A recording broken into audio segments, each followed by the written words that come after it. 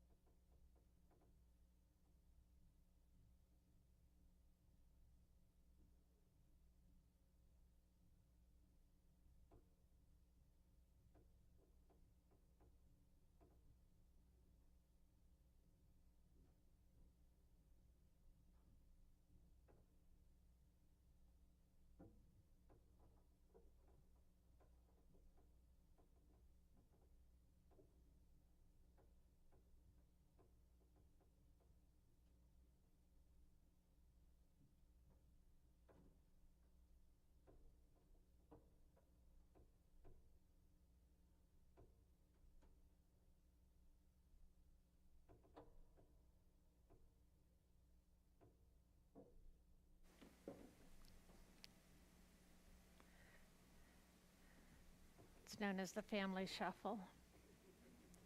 Feel free to move the rope.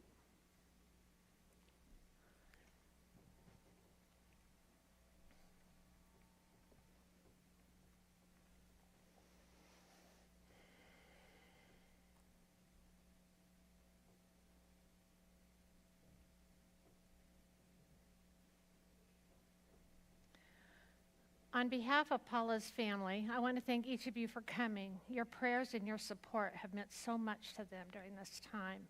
Will you pray with me, please? We gather here to praise God and to witness to our faith as we celebrate the life of Paula Lynch McCurry, who has completed her baptism journey and is with all who went before her. We come together in grief, recognizing our very human loss, yet seeking to find comfort in the faith that assures us Paula is with you and that we will indeed see her again. God grant us grace in our pain that we may find comfort, in sorrow, hope, and in death, resurrection. Amen.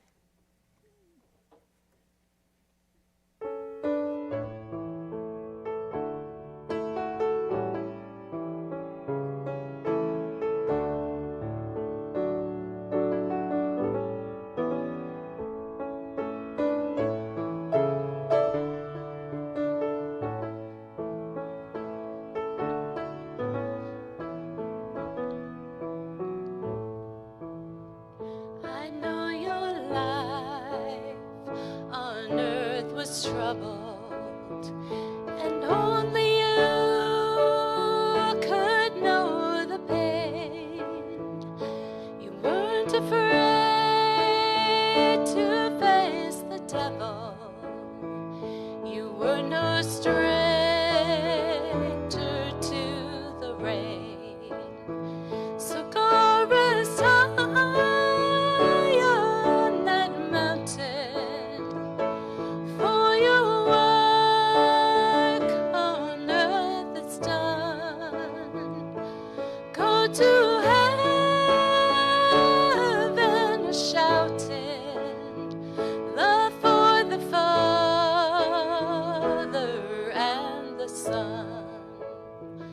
Oh, how we cried the day you left us. We gathered round your grave to grieve. Wish I could see the angels' faces when they hear your sweet voice sing. So go rest high on that mountain, for your work on earth is done. Go to heaven shouting, love for the Father and the Son.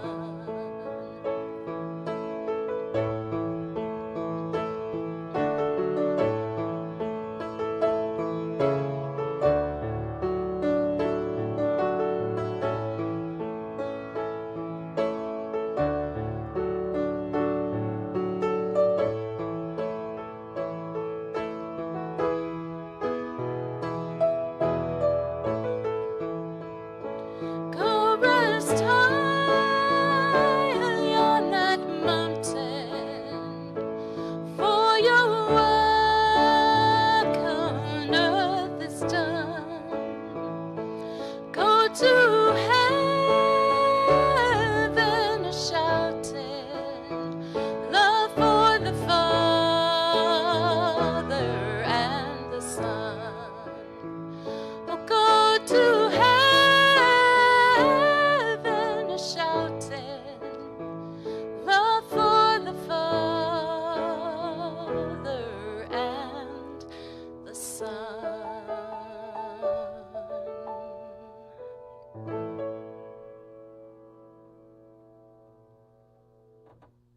We have some of Paula's favorite people in the whole wide world. They're going to speak today. I would like to call up Zach Harrison.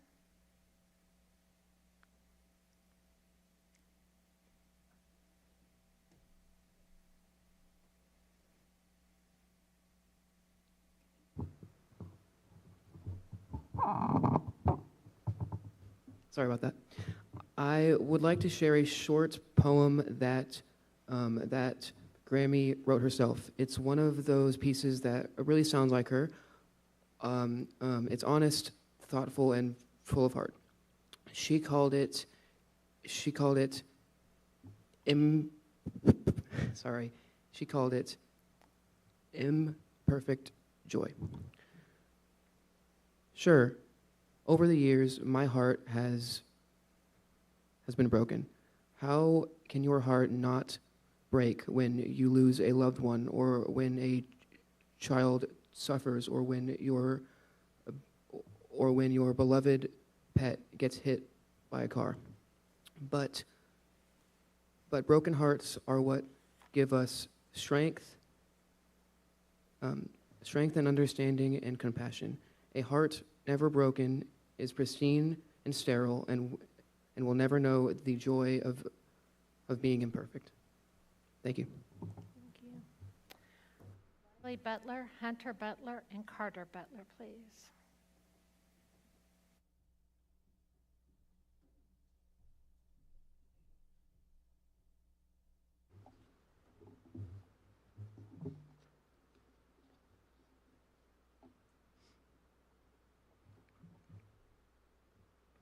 The Lord is my shepherd, I lack nothing. He makes me lie down in green pastures. He leads me beside quiet waters. He refreshes my soul.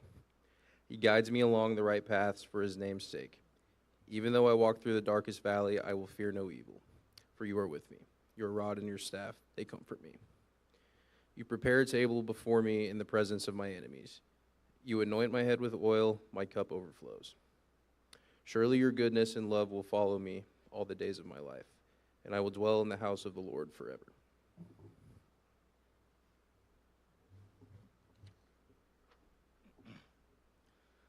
Do not let your heart be troubled. You believe in God. Believe also in me. My Father's house has many rooms. If that were not so, would I have told you that I am going there to prepare a place for you? And if I go and prepare a place for you, I will come back and take you to be with me, that you also may be where I am.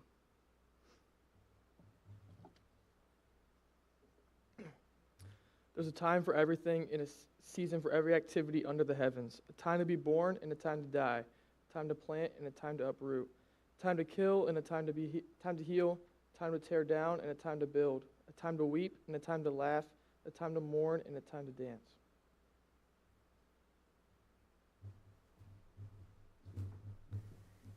Brooks Butler, please. Solemnity.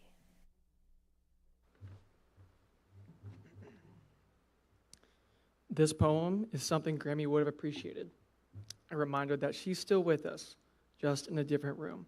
It's called All Is Well by Henry Scott Holland. Death is nothing at all. I've only slipped into the next room. I am I, and you are you. Whatever we were to each other, that we are still. Call me by my old familiar name. Speak to me in the easy way which you have always used. Put no difference in your tone. Wear no forced air of reverence or sorrow. Laugh as we always laughed at the little jokes we enjoyed together. Play, smile, think of me, pray for me. Let my name be ever the household word that it always was. Let it be spoken without effect, without the trace of shadow on it. Life means all that it ever meant. It is the same as it ever was. There is an unbroken continuity. Why should I be out of mind because I'm out of sight? I'm waiting for you, for an interval, somewhere very near, just around the corner. All is well. Nick Harrison.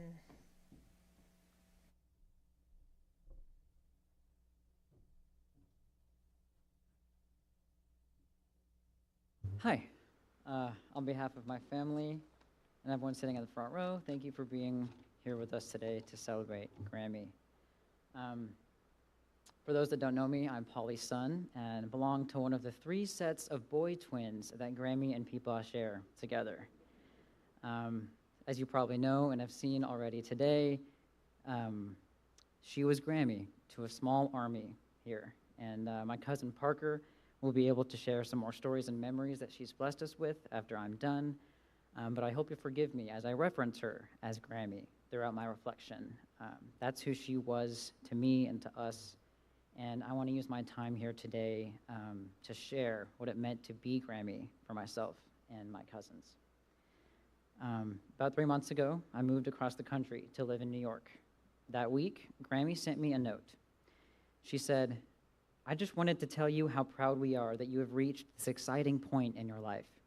You were always such a fun and sweet little boy to watch grow up. You will evolve, but please don't actually change. You are perfect just the way you are." You know, while that was only a portion of the note, these are words that my cousins and I were lucky enough to hear often growing up. You would never meet anyone prouder than her grandbabies than Grammy was. With every achievement, every milestone, and every step of the way, she and Peepaw and Papa were there cheering on her family, even if the scooter meant some extra planning, and even if her Facebook collages meant some extra pictures. When I was a senior in high school, me and some other students received an award for our academics, and we were asked to bring a guest to the ceremony, someone who supported us and shaped us to be who we became to be. Some chose teachers, some chose parents, and I chose Grammy.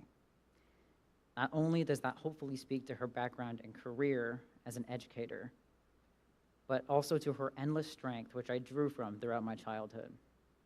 She has always been someone I wanted to be.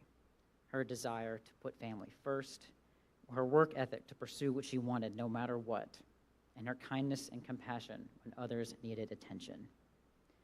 Speaking of attention, I'm reminded of when our whole family forced her to be the center of attention when we surprised her with a cruise to Cozumel a couple years ago. I know she was happy that my cousins and I could eat ice cream and pizza 24/7 floating through the Gulf. It was on this trip that I inherited her love of travel, sightseeing, and adventure. She left her mark on so many moments, big, small, throughout my life that have truly shaped who I am today. If I could leave you with some sentiments that embody the title of being Grammy, here they are. Being Grammy meant cocoa and Christmas lights, annual birthday trips with Hunter, cookies and HGTV staying up past my bedtime, peach tea and time with the dogs in the summertime, stories of her travel, Apple Jacks in the morning, knickknacks found around the house, time at the piano playing songs and singing together, quilts and pillows as gifts not necessarily tied to a holiday, and a never-ending support system that always showed us the way. I'll always carry pieces of her with me, and I know you will too. Thank you. And Parker Butler.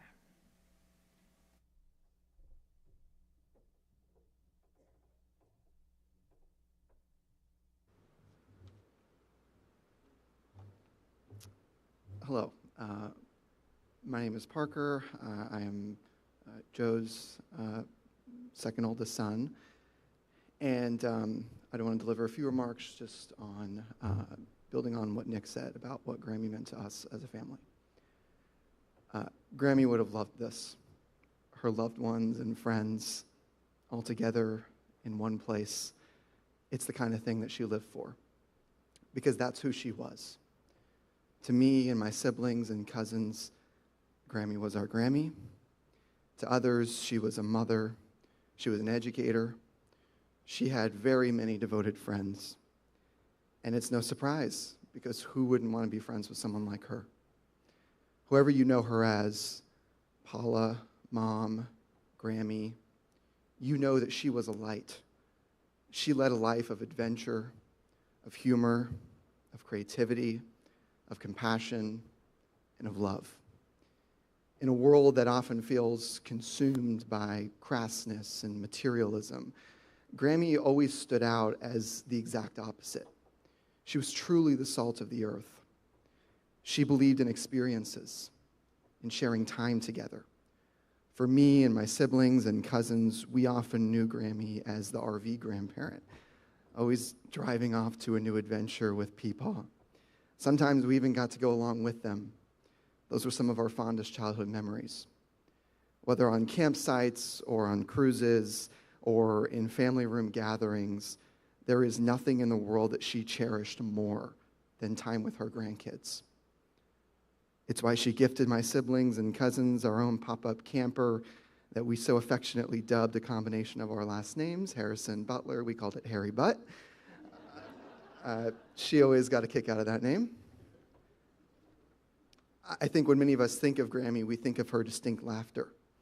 Every conversation that included her was bettered by her sharp wit and clever banter. And I mean, honestly, how many teenagers can say they played Cards Against Humanity with their grandma? She loved that fact. To know Grammy was to know an imaginative mind. For her grandkids, the sewing machine in her house always unlocked a feeling of intrigue as you looked around at the quilts she had meticulously binded together. These quilts were personalized patchworks of warmth and comfort that included a new detail every time you looked at them. They were her unique way of expressing her love. And as the world became digitized, she took this love for quilting and made it virtual, piecing together bright and colorful photo collages. Every lunch with friends, every holiday gathering, every grandkid's birthday, each had their own photo collage.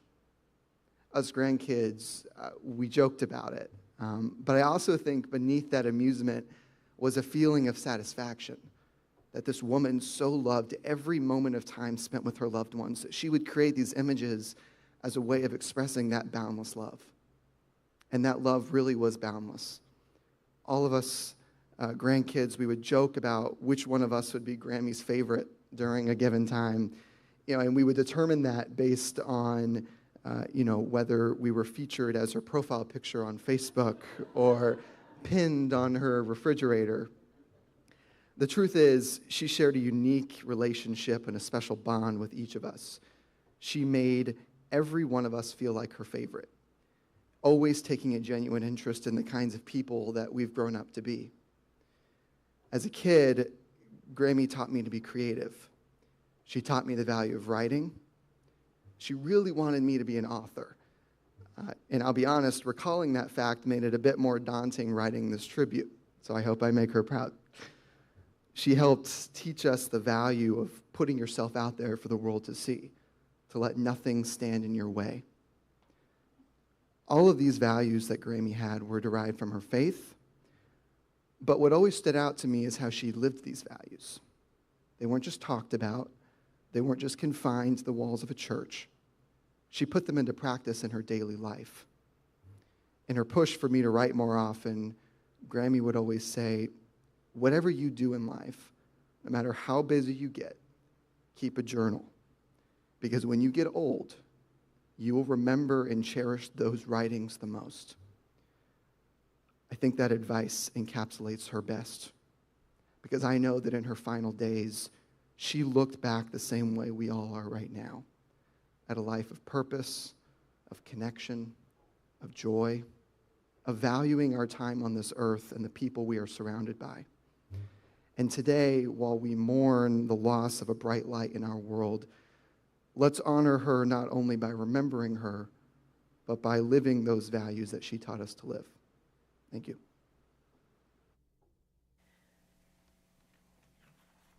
We're going to sing the first two verses of What a Friend We Have in Jesus, and I'm going to ask Dottie Wills to come on up. Words will be on the screen.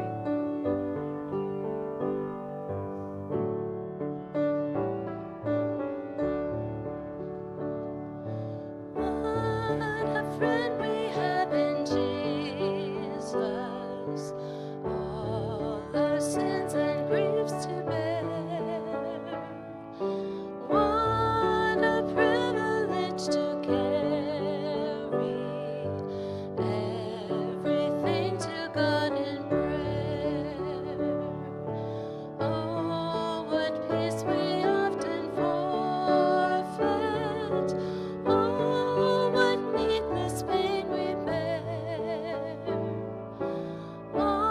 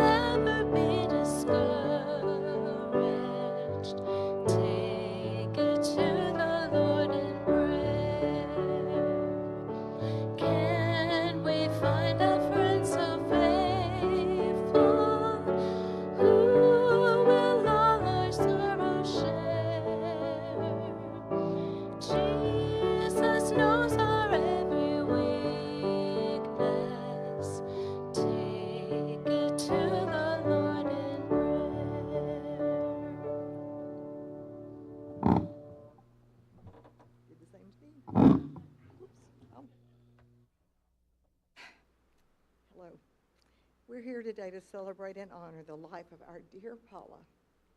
She came into the lives of her Plano people in 1981 when she joined the staff of a new and still under construction Schimmelpfennig and Carlisle Elementary. That was 44 years ago. It was such a special time in our lives. Our kids were so young, and so were we. Those years with Tom Layden as our principal were unique to the working world. We became like a family. We cared for each other, we worked and played together. We're thankful for the memories from all these years, knowing they're going to help us now through our time of grieving. Cherished memories that have come back to me and to all of us, I know. The charter bus to the Wildcat games when we were winning, that's been a long time. Pre-game tailgate dinners with Paula's famous chili at Clark Field. The trip to the Texas Middle School Convention in San Antonio with Penny Hale at the wheel, singing harmony all the way. We were so young then and we had so much energy. She even got us to meet in a car dealership parking lot before dawn on a school day for a pancake breakfast with none other than Ron Chapman and Susie Humphreys. We had our kids there too. I don't know how we got to school at 8, but we did. There were so many times that were wonderfully fun, but there were also hard times that brought us to our collective knees. Paula's precious daddy and my amazing mother were both diagnosed with cancer in 1986. We heard of an I Can Cope class that was at Plano General Hospital, and we signed up together. Those night meetings and tears we cried during those months further solidified our connection. She was a woman of strong faith, and we were prayer partners. Through the years, we prayed with and for each other and for those we loved. So many of you. Paula was always the best party planner and hostess. We have special memories of an Easter egg hunt with our children around her pool, and all of you guys that were there, and the Thanksgiving dinner at a restaurant where the waiters were dressed as pilgrims and Indians. It was wild. When Paula became our special ed team leader, our close-knit family grew to include our counselors, our diagnosticians, and our office manager. She helped plan a weekend getaway to Granbury at the Nut House Hotel for 9 of us. That was pretty appropriate for our group. Betty Hopper told us she had discovered boxed peach wine and it would change our lives. But after the day of antique shopping and attending a community play and then an ice cream shop, we were too tired to even try it. Everyone gravitated to wherever Paula was. Her upstairs office became the hub for so many of us. She made room for all of us whenever possible to have lunch together at her ARD table. If you know, you know. We even had placemats. We all know how gifted Paula was at decorating and making her home, her surroundings anywhere, just lovely, comfortable, and a place of peace and serenity. In 1992, Pat Latham helped organize with Paula our Shiny Penny book club. Shiny Penny is a loose translation, we think, for the word Schimmelpfennig. Who knows? We're still going strong after 32 years, but we can't imagine our lives without our Paula. She was our rock, our leader, whether she knew it or not. She was the gifted one who set up our calendar of events, made the darling pick collage invitations for those of us who were less talented. None of us could hold a candle to her skills in those areas. The late 90s began another chapter of life for Paula and all of us. We celebrated the wedding of Jamie and Lisa, the birth of her first grandchild, Riley. And then she told us she'd met an amazing man named Larry McCurry. Their wedding at Guthrie was so special, so much fun. Paula was glowing. We were sad when Larry and Paula moved to Stillwater, but then after all, Larry was still working toward retirement. Paula never missed a beat. She made friends. She made his house a lovely home, took quilting classes, and then got us hooked. She held quilt camp and bead camp, and we had long conversations for all of us that kept us connected. We all celebrated when they moved back to Plano. By then, Paula had gotten Karen, Linda, and I hooked on the idea of quilting. So we formed the Stitching Bees. You know, we are in church, so I won't finish the word. We began meeting regularly, bringing our sewing machines to each other's homes, and we even took a quilting class or two. We shared fabric, patterns, ideas, and lots of lunches and desserts. The COVID years and various health issues definitely put a damper on our gatherings, but even as recently as the end of October, Paula brought me fabric from her stash to contribute to a quilt I was making. Paula found yet another calling after moving back to Plano, and a new door opened, PASAR, the after-school program at Weatherford Elementary. Oh, the lives she changed there. The young people with whom she worked became her second school family, who loved her like we did. They brought their youth and vitality, and she offered them her wisdom, her caring heart, and her zest for life. Oh, how she loved you all. We got to live vicariously through Paula's descriptions and pictures of your crazy extravaganzas. What joy you brought to Paula and Larry in these last 20 years. The early 2000s could be called the bluegrass and camping chapter of our lives. What fun we had planning our trips, what we'd cook, how Paula would decorate. She'd dress up our camping area with bales of hay and sunflowers and scarecrows and banners. Larry would set up a tent so we'd have a shady place for gathering our friends who joined us. Many of you are here today. During that time, we saw Willie Nelson and Vince Gill and fell in love with a singer named Claire Lynch. You probably don't know her, but it's good stuff. Those were relaxing and fun years for sure. Paula and Larry then took camping to another level, taking their beloved Percy and Sally Gooden along. She hated the Texas summer heat, and so one summer off they went to the cooler climates of Washington State and Canada. Then the weddings of Polly and Matt, and Joe and Julie, and my Sarah and Richard. And our grandchildren brought us some crazy fun times. One of my favorites was when we took our young grandsons, Parker, raise your hand, Parker, Parker and my Jake camping. One night, the boys were exploring with their flashlights while we sat by the campfire, and they came running back from the forest screaming, "It's a creature, it's a creature." It was an armadillo. Our city boys had never seen one. You'd have thought they had found something from outer space. So what was the magic of our Paula? She was such a special person, beloved mother, wife, Grammy, friend, and my heart sister. She could have designed and written script for Hallmark cards. We always told her that. She wrote precious, thoughtful, and often hilarious poems to commemorate important events and situations in our lives. She made everyone she knew feel special. She was a great storyteller. She could take a random topic and develop a whole tale about it, even at 3 in the morning.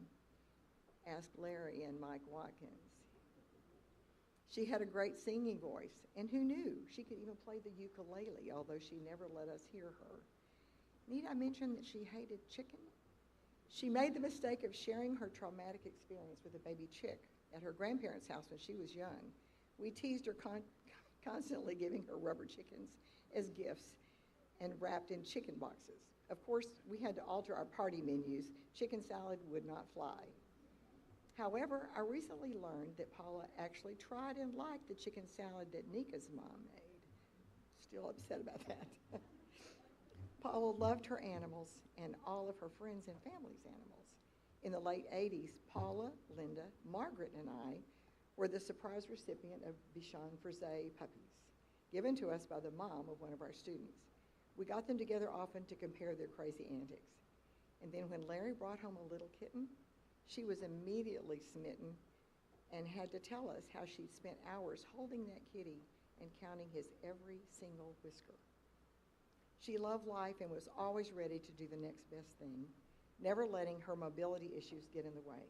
She set an example that was just amazing for all of us. She never complained. She was always looking for good, always smiling with those beautiful blue eyes of hers. Words I've kept hearing when friends have described Paula, the Paula they knew, include: she was always accepting, caring, compassionate, creative, cool in crisis, dedicated to her precious family.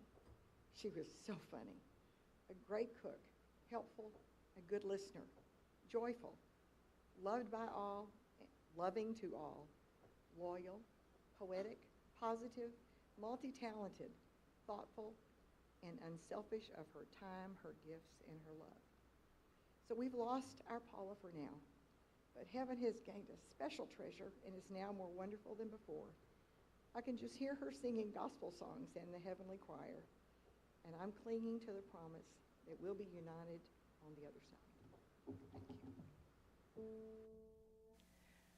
We are going to sing You Are My Sunshine, which I have heard is a special lullaby sung by Paula to Minnie. So we're going to have Lenny start it and then feel free to join in. You are my sunshine, my only sunshine. You make me happy when skies are gray. You'll never know, dear, how much I love you. Please don't take my sunshine away. The other night, dear, as I lay sleeping, I dreamt I held you in my arms. And now that you're here, my dreams are waking. I will keep you from all harm. You are my sunshine, my only sunshine. You make me happy when skies are gray. You'll never know, dear, how much I love you. Please don't take my sunshine away. I'll always love you and make you happy. I'll pick you up when you've fallen down. You turn the sky blue when it is raining. You'll always keep the sunshine around. You are my sunshine, my only sunshine. You make me happy when skies are gray. You'll never know, dear, how much I love you. Please don't take my sunshine away. Harrison.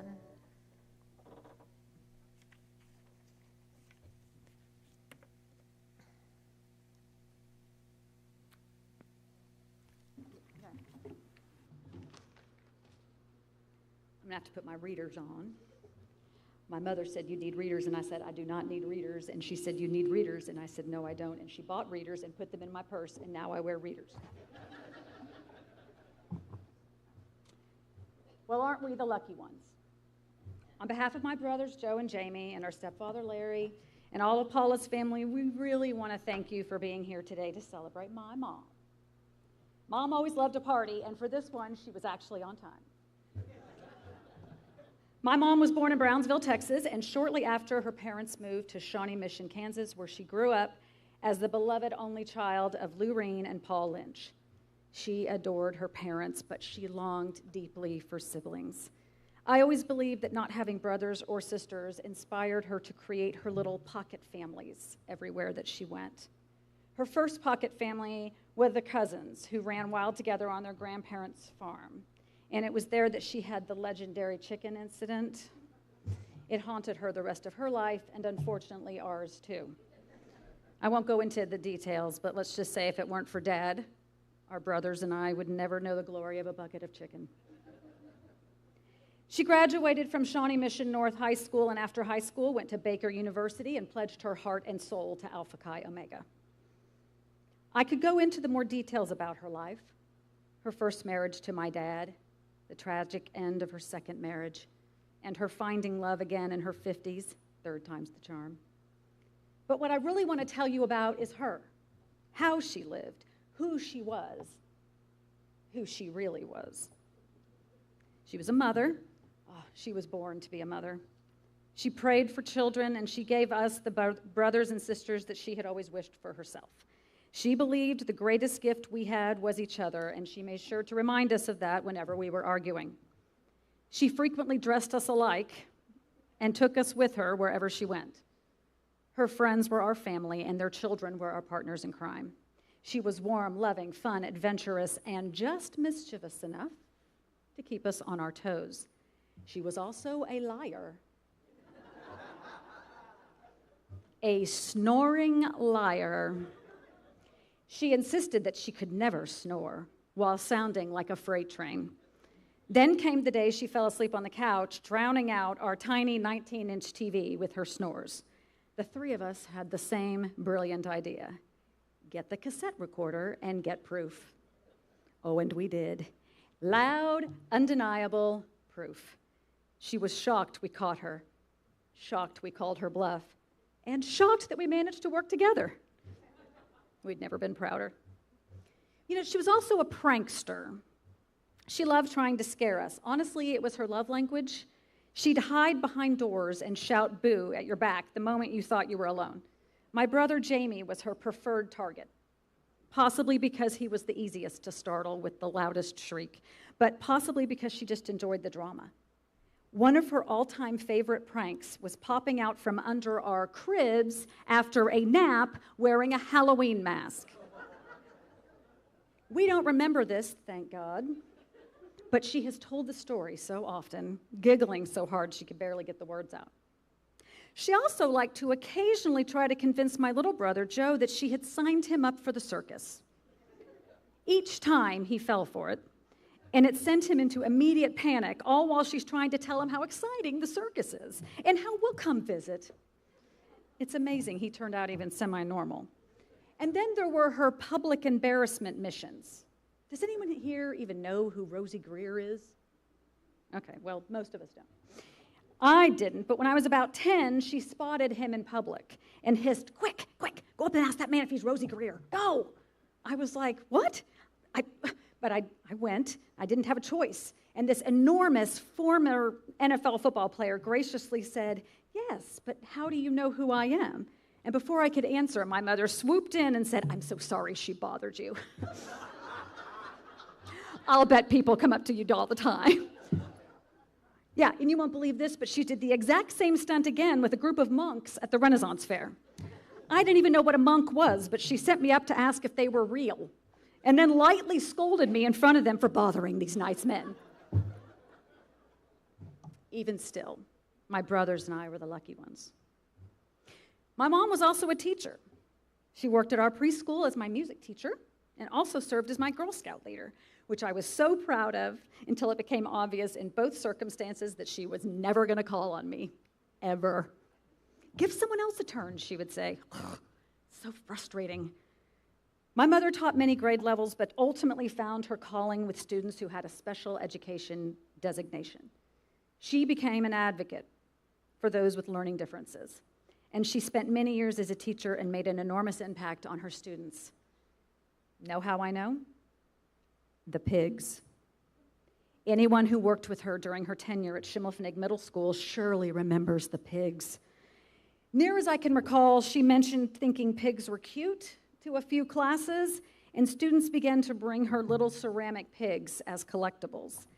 Then they brought her pig mugs and pig artwork and pig pillows and pig salt and pepper shakers and pig slippers and pig shirts, pig bookends, pig cups, pig books, pig hats, pig paper, pig pens, and one time even a real live piglet. Her entire classroom and office were decorated with pigs from one end to the other, each one offered with love by students who believed that she had shaped their lives. These were so important to her that my brothers and I would need to go get the pigs at the end of every school year and then move the pigs back when school would start again.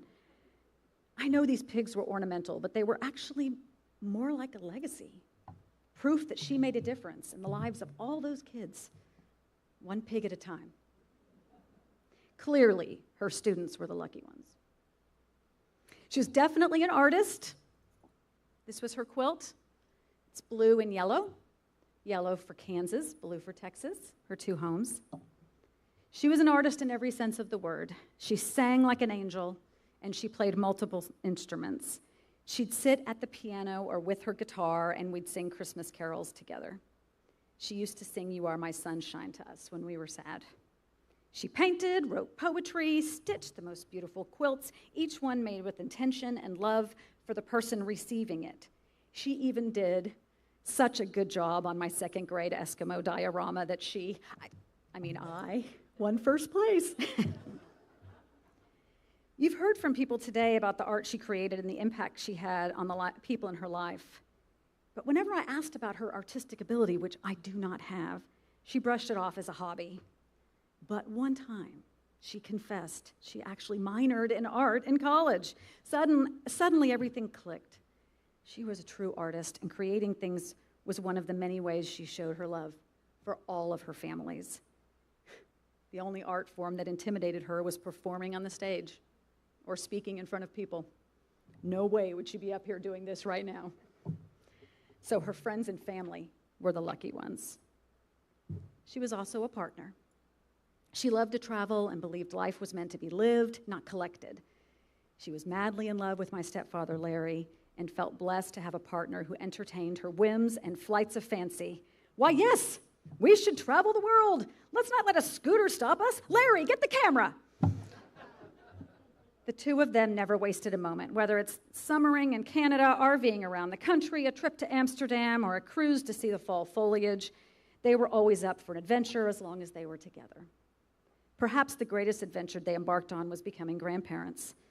There was never a more attentive or supportive set of grandparents than Grammy and Peepaw. I recall several times that handing off my children to their grandparents likely saved their lives. I know it at least helped save my sanity. Together, they attended plays, games, concerts, banquets, birthday parties, and were even honored guests at our annual Halloween party when my boys were young.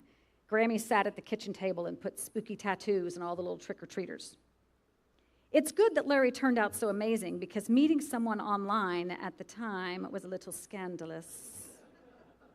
She won't like me telling this story, but she kept their relationship under wraps in the beginning, and we didn't know he even existed until she took a little too long on a trip to Kansas City to see her oldest grandson, Riley.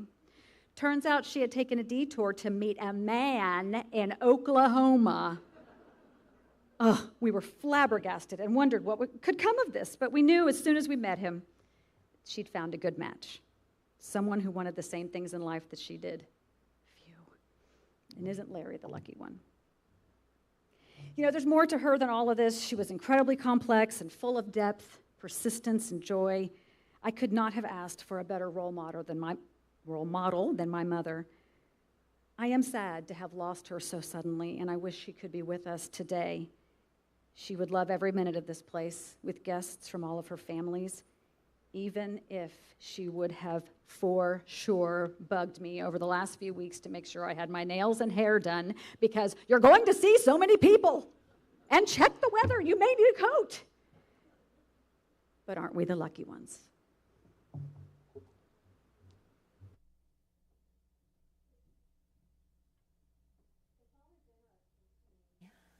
That I meet people in a totally different way upon their death. I knew the church Paula. I knew that ray of sunshine that would come in every Sunday with this huge smile, and you all know the smile. It's that smile that said, "You are special to me, and I'm so glad you're here," even if she didn't know the person she was talking to. I knew that, and I knew that twinkle in her eye, and I know each and every one of you have had that twinkle land on you, and everything inside of you smiles. I knew the Paula that would come to communion. I knew it was one of her most important parts of church. I knew the Paula that would sit there and sing. Every time we played a song, she would pray deeply. She listened. She knew. Church was very important to her, and that is the Paula that I know. But you see, when you start hearing all these stories, you start putting a collage together, or a quilt. You hear all these different parts. You hear about possums. I think there's some possums out there. You hear about shiny pennies, and you hear about bizarros, which always worried me just a little until I found out it was a good group. You learn about the mother part of Paula, this person who would take her children, and now I know, tease them unmercifully, scare them under their quilt. I mean, I didn't know that Paula. I've met the grandma Paula, the Grammy, can you imagine all these kids that made it here, who volunteered to speak and do something? That is not common to have all of the grandchildren, either because of cost or where or when. This is a wonderful, wonderful thing. I learned about the coworker, Paula. We have a couple of people here that knew that coworker, Paula, from Weatherford and from Passar. And I learned about the person who I did not know about the pigs. I knew about chicken, that there was something about chicken. I didn't know about pigs. But I knew she loved her children, those children that she considered hers, that were in her classroom, that she watched over at school. The Paula that I know now is just as beautiful as any of the quilts she made. She is made up of different parts and different aspects and different viewpoints depending on how you know her. Many of you do not probably know the parent Paula because it takes a child to know that Paula. Larry is the only one here that probably knows the wife Paula that he had. And the wife Paula of the others will be a different person. See, all of us have different sides and different angles. We look at different things.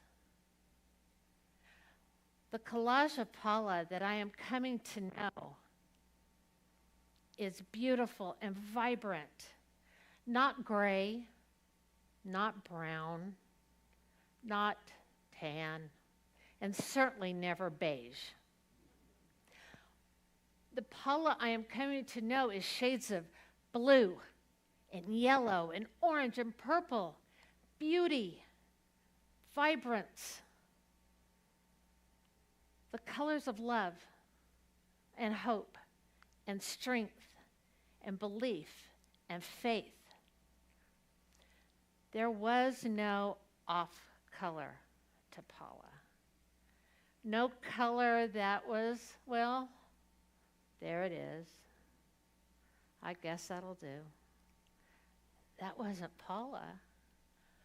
Paula is someone each and every one of you was blessed to know. But there's something else. In each of you having a different Paula to know, each of you is going to have a different Paula to grieve. Each grandchild, even if in their memory is of the same event, that memory is going to be slightly different. The children might have the same event to memorize, but it's going to be different from how they viewed it. Each and every one of her friends and coworkers is going to grieve differently, as it should be.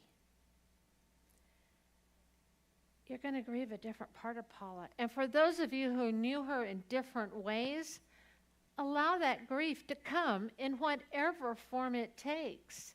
It is absolutely okay to grieve the friend that you went on a camping trip with, while also grieving differently a coworker, while also grieving differently the person you knew from a book club. Each of those are different. Each of them allowed their own form of grief.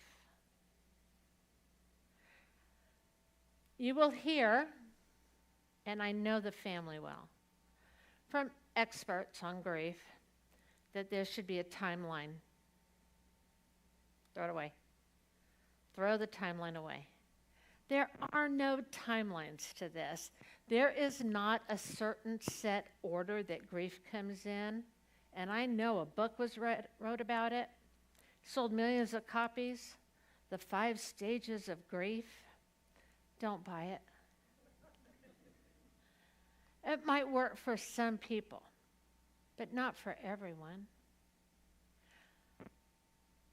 Don't be surprised, any of you, if 5 years down the road you hear a song or see a color or a bird or anything, and all of a sudden, Paula flashes into your mind. This will happen more the closer you knew her. Allow it to come. Cry with it if you need to. Embrace it. Be grateful that this wonderful, vibrant beam of light was part of your life. I wish I had known all these different Paulas. I didn't know she quilted. And one thing that nobody said about this quilt right here, yes, there are sunflowers for Kansas in the yellow. There are bluebonnets up there for Texas. But the common thread that holds all of it together is red for the state of Oklahoma, because that's where she was living at the time she made that. So it too is a collage. It was a part of different parts of her life that meant so very much to her. What kind of quilt would she have made with you? Now, I'm going to finish the word that was done by her stitching friends. It was Stitch and Itch. You now have the full name. And we did it good, Dottie. Think about it. What kind of quilt or collage does your memories of Paula bring forward?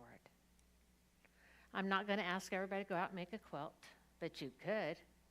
And I'm not going to ask everybody to go out and paint it, but you could. But I want you to hold it. And I want you to think about it. And I want you to always remember that the beauty and the joy and the love and the sunshine that is and will always be Paula Lynch McCurry lives within you here. We are going to serve communion because, as I mentioned, that was one of the most favorite parts and most important parts of church service to Paula. So I'm going to ask my helpers to come up, and I'm going to tell you how we're going to do this. We're going to serve by intinction. Everybody, after we do the words, is going to be invited to come forward as you can. Take a piece of the bread, dip it in the cup, partake, and return to your seats.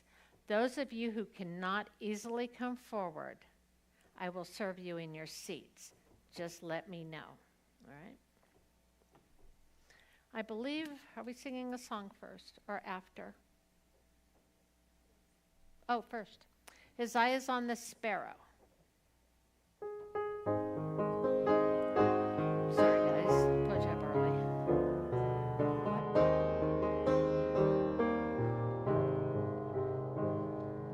Why should I feel discouraged?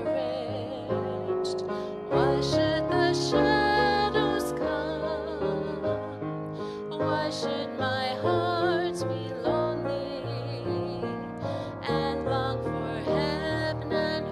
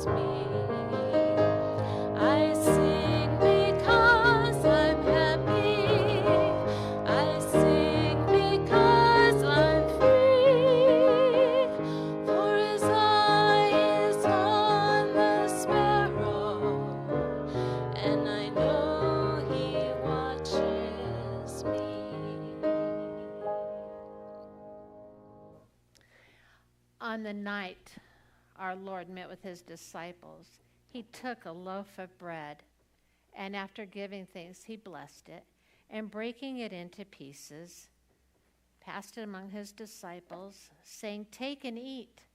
This is my body, broken for you." And after the meal was finished, he took the cup and once again gave thanks, passing it amongst them, saying, "This is the blood of a new covenant poured out in forgiveness of sin. And as often as you gather together, do this in remembrance of me." We do not place any limitations on who can come forward here. If you believe in Jesus Christ, if you want to believe in Jesus Christ, you are welcome to come forward. Body and blood of our Lord.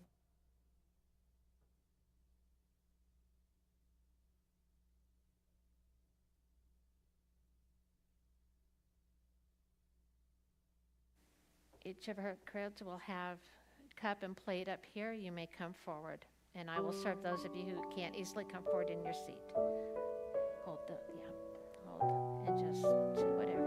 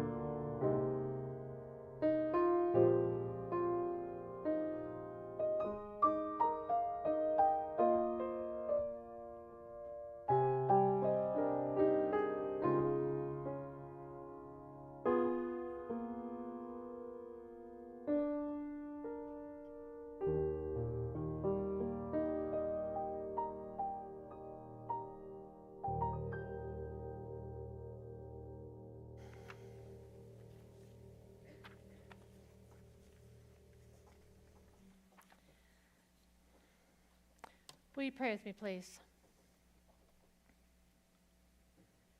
Father God, we give you thanks and praise for allowing this wonderful woman to be part of our lives. Every memory, every touch enriched our lives and brought us closer to you. And Lord, we grieve. While we know that Paula is with you, fully free and alive as never before, we grieve her loss. Lord, help the memories of times together, bring her closer and comfort us. May we find comfort in speaking her name, sharing our stories, and remembering that wonderful smile. Be with those left behind until the day you bring us back together. In your holy name we pray. Amen. I'm going to release the family to go downstairs, and then for any of those who feel they need a little extra minute to get down, we'll do that, and then we'll release the rest of you. But for now, would you stand and as the family leaves?